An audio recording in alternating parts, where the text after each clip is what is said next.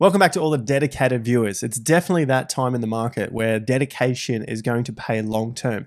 This comes from actually one of our members who has watched over 298 videos this year. I didn't even know I made nearly 300 videos. So thank you very much. If there's anyone else out there that has beaten this record, let us know in the comments section. But apart from that, you guys are all dedicated if you're still here in the markets right now. I think this is probably the best name for this period of the market, dedicated viewers, because we're seeing it the same as we saw it last cycle. This period in the market is pretty much reserved for those folks that can make some money from what they have already made from the lows and hang in there. Unfortunately for many, they haven't made any money from the highs, and they typically leave like last cycle. So what we saw last time is many people buying up around the tops, watching this market run down, getting told here, and here to buy the dip. They're saying this is the time, now's buy the dip, buy the dip, buy the dip. And then you get this little period that comes out and you think, sweet, we're on again. And then this thing happens into a bear market and collapses. Now, I don't know if it's going to happen exactly the same as last time, but I don't think things are any different. It's just that they look like they're rhyming. The red line I've got on the chart is very similar, well, is the fractal of 21 to 22. Let's call it 2022, although it starts a week or so out from 2021. But the idea is that through these periods, we see very similar indicators in terms of, say, YouTube, which I can look at specifically for views and for subscribers. Typically, things drop off when people don't hear what they want to hear. They want to hear that everything's going to be all right. They want to hear that the market's only going to go up. They want to hear that this is the low to buy. But unfortunately, and I know it's a bit of a hard truth, we all have to live through it. I've lived through it in 2018. It sucks. It's shit. You got to sit it out for a little while. But in 2018, similar to now, the market has already been up for 3 years. Exactly 3 years from the low to this current low, to be more specific, but to the top was about 1,050 days. It's a pretty long time for a cycle to keep running. Of course, we've got to say anything and everything is possible, but when we have a look at the list of items, indicators, signals, price, time, sentiment, volume, bar patterns, bar signals in themselves, they are starting to lean more to the idea that the cycle could be over. So I'm just going to go through these quickly because I've done it to death on the channel. Some people love it, some people hate it. I just like to look at them because it's part of my strategy and I just want to bring them up to date. The macro 50% and the overbalance in time and price. That is a look at the major range. We got that here. There it is. And that's at $71,000. So to put it nice and simply, until the 50% breaks down, the $71,000, there is still the chance that this market can run on to break to a new all-time high. But the difference is that the probabilities drop a lot more from where we currently sit because of many other factors. The idea with trading is no one's ever going to ring a bell here and tell you sell everything. Same thing at the lows. It doesn't happen, but you start to get a little more idea if some of these other things happen, if you can read them on a chart and you think, okay, it may not crash, but I would be stupid to not listen to a few of these signals when I see them ringing here and here and here and potentially here. Yes, price could then rally back up and get to those points. It could, but it doesn't mean it has to. That's the difficulty with trading. You're always trading the right-hand side of the screen, whether it's black or white on your chart, don't know. But you're always trying to trade this side, and no one knows what that side is what's gonna happen on that side. We're trying to get leading indicators, use them to the best of our ability, and the lagging ones, you can use them for other things, maybe some sort of dollar cost averaging method, but you want to sort of stay away from those lagging ones. They'll eventually catch up, but you want to try and find as many leading indicators as possible. The problem with leading indicators is if they're leading, they're going to be early in the turn, and that turn could be on a daily, a weekly, or a monthly, right? If they're early in the turn, there's a high chance they're going to be wrong.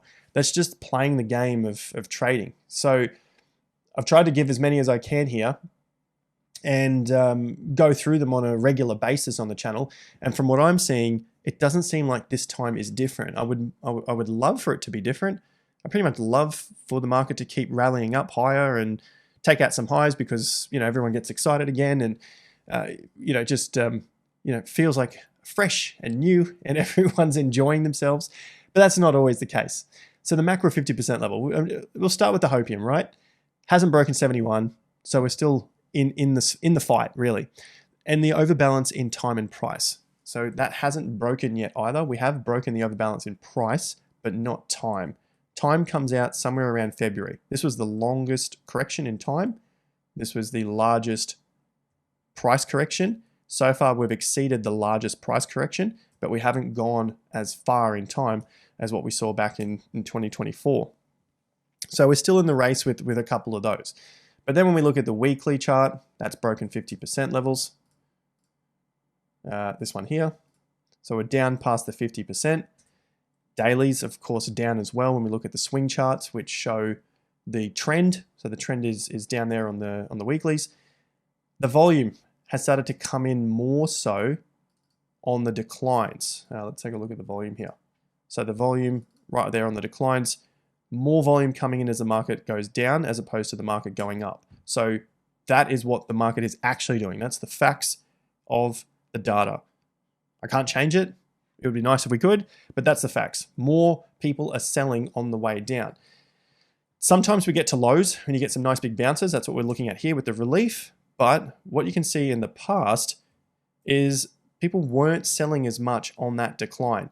Yeah, things were going down, but they're still holding in there. Whereas this time, look at that.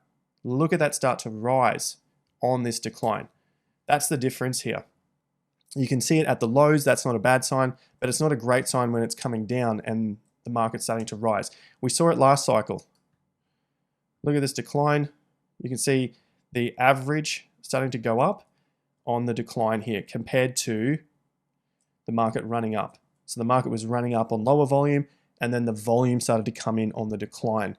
It's not what you want to see in a bull market. Okay, the other couple of things, we haven't seen an alt season. People think that you need to see an alt season in order for the bull market to be over. I don't necessarily think that that is true. I think you don't need to see an alt season. We have seen types of alt seasons. We've seen alts blow off here in February and March. We've seen it happen in November and December, but I don't think you need to see an alt season like you saw in 2021 or like we saw in 2017. I think we will in the future, but I don't think now's the time for that. I think a lot of people thought it was going to be way too easy to get that, and unfortunately it didn't necessarily happen like that. Of course, there are so many more alts and the liquidity getting dispersed and diluted out there. That's been another reason for the alt seasons.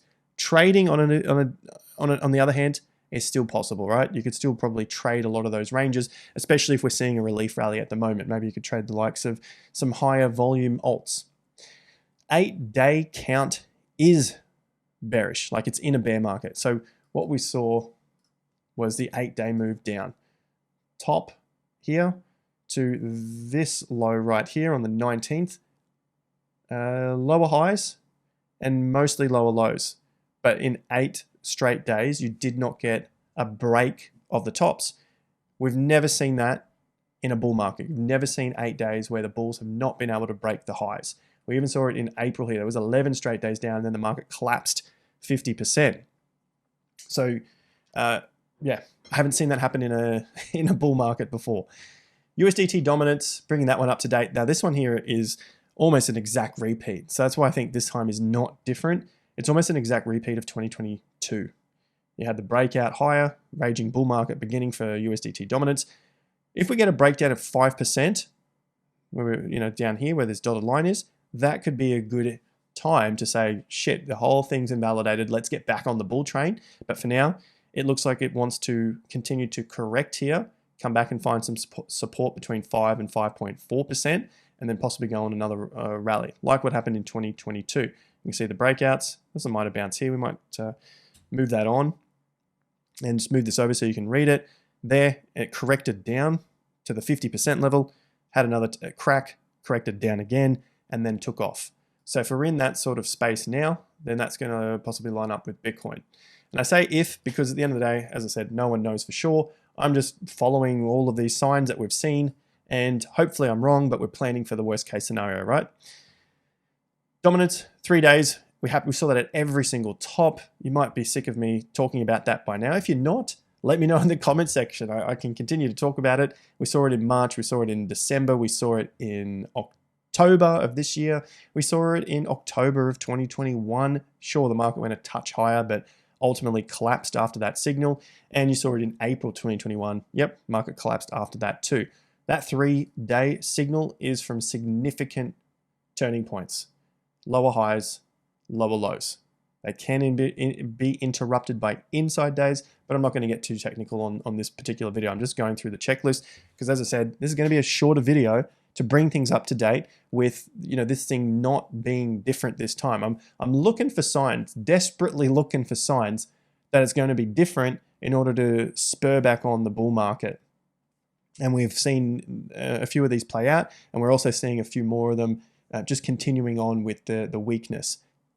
Okay, the 2021-2022 cycle, that was the red line. Things are looking pretty similar so far. Remember, I chucked this on the chart I think about a week ago, and within that period, we saw the market correct like it did in 2022, and then so far has bounced out of that low. Sure, it's a day or two off, but I'm not going to get too fussy with it. And we're seeing a very similar pattern. That's all I'm looking out for here. Eventually, these models, the fractals, break and you got to retire them. For now, so far, it's been pretty on the money. The Wyckoff distribution is something I shared with TIA members. That was just before the big breakdowns. We talked about it on our weekly live streams. And then I went through, did the work, broke down the schematic, and placed on all of the events like your LPSYs, your last point of supplies, your UTADs, up thrusts after distribution, boom, straight up, then straight down, and then lined all that up with the phases and the volume, and just went through this thing piece by piece, bar by bar, in a masterclass that I put up for our members. If that's something that interests you, link in the video description for TIA Pro. You can check it out, go through the whole member experience along with our live streams as well. You'll also get the free reports coming out today. This one here is on Bitcoin, and there's a couple on Tuesday and Wednesday as well. So that is for your economic cycle and altcoins. So that's where we sit on all those fronts. Now, in the background, there's still a whole lot of liquidity ideas. We've still got the interest rate announcement coming up in the next week. People think there's going to be more coming back into the space. So I think that could be helpful for Bitcoin's relief rally at the moment. Ideally, breaks past $100,000 to $108,000. Ideally above 108, that's the level there where all those previous lows were, and then consolidates for that next test higher. But we're seeing that liquidity get out into traditional markets. We're seeing it get out into the S&P 500. We're seeing it get out into AI, into some of those AI stocks, which of course people are thinking about as being a bubble. We're seeing it get out into metals. Silver hitting a new all-time high price, which I've talked about many, many times from around June. At this breakout point, videos are on the channel, and now we're at $59 per ounce. Bitcoin has fallen about 50% in value against silver in this time. It was at 3,200 around those videos. Now it's 1,600. That's 1,600 ounces one Bitcoin buys. Back there it's 3,200 ounces. So personally, I think it's important to be watching multiple markets and understanding how to rotate between them. That's essentially what I've been doing with my portfolio. And if you want to learn more about that, check out TIA Pro. Otherwise, let's keep following the charts and have a look at where that strength and weakness lies. In the case of the US dollar, we're seeing more weakness here. It got to that double top and has begun to break down. So if this continues on, this could be a little bit of help for Bitcoin's relief rally as well. So that's some good news in the short term. I think the short term, maybe we've seen the extent here of the move for the US dollar. And then longer term, we've still got further to go in the 18-year cycle. Therefore, further to go for the downtrend for the US dollar. But every 3.5 years, at least in the last 10 years, the US dollar's found a new 3.5-year low, 3-year low, like it did here, like it did here in this period, and then it consolidates. and then it consolidates. Looks like what's happening right now, and then it consolidates. Now, the last two times it ran up to a fresh high and ran up into a fresh high. However, this time it looks like we may be seeing a rejection and it's going to break to new lows. That is possibly shifting the dynamic of things here, especially leading into that peak of the cycle. Everything's been on point for the 18-year cycle. The US dollar running up in the first half and now coming down in the second half of the 18-year cycle, which, you know, we've got to get through the peak and then the collapse, just like what happened last time. Last time we saw that 20 odd years of the ups into the peaks, downs into the lows, and then the consolidation into the higher low when the new 18-year cycle began. So that's the signal we'll be looking out for the next cycle to begin. And they do take quite some time. You can see here, that was the cycle before that, and now we're getting on in 40 plus years. As I said, it should be a shorter video. So let's carry on with Bitcoin and where we currently sit. That's Bitcoin against silver, down. Bitcoin against gold, of course, down, telling us a little bit earlier on that maybe things are going to be getting a little bit out of hand here, a little bit weaker for Bitcoin. And then Bitcoin against the stock market has also peaked at the moment. Now, the way I'm looking at this is that it's not different to last time because we saw peaks. You can see last time it peaked, came into the lows. Now, how this can invalidate, and I really, again, like, you know, I keep stressing the point, we got to break down from 50% levels and we want to see breaks to new highs. That's going to be the thing that invalidates where that money is going. Can it happen for Bitcoin? Hopefully. Hopefully. We've got to say yes, but hopefully as well. We have seen a little bit more volume come into these down bars. And what I'd look out for next to see if Bitcoin is actually going to break higher is breaks past its 50% level. So far, roughly sitting around 16. So one Bitcoin buying 16 S&P 500 contracts. Okay, so that's where it looks like it stands right now. I think we're in the mood, in the case of Bitcoin, in the mood for a relief rally here. Watching those low, high 90s into the low 100Ks for signs of strength and weakness. Weakness, of course, getting rejected. Strength, of course, being a break above. But until that happens, then we just got to stay and play it cautiously due to the other signals. Now, of course, that's what I'm doing. At the end of the day, it's your money. You do whatever the hell it is you want to do with yours. But I do thank you for being dedicated viewers through this time in the market. Because as I said, this has been very, very similar to the last times. When the market comes down, people get a little bit freaked out and things just sort of, rush off. They take off, they forget about trading and investing altogether. No more easy money to be made in cryptos and they think it's all over. There has been other opportunities out there, like I've been covering with silver. You've obviously got your stocks and so on, which we'll keep covering here on the channel. And I'll begin to dive more into the 18-year cycle as well. So if you like the sound of that, make sure you are subscribed, put the notifications on, and like the content. Of course, let me know in the comment section as well if you're interested in a bit more of that. Check it out. See you guys in the next video. Cheers.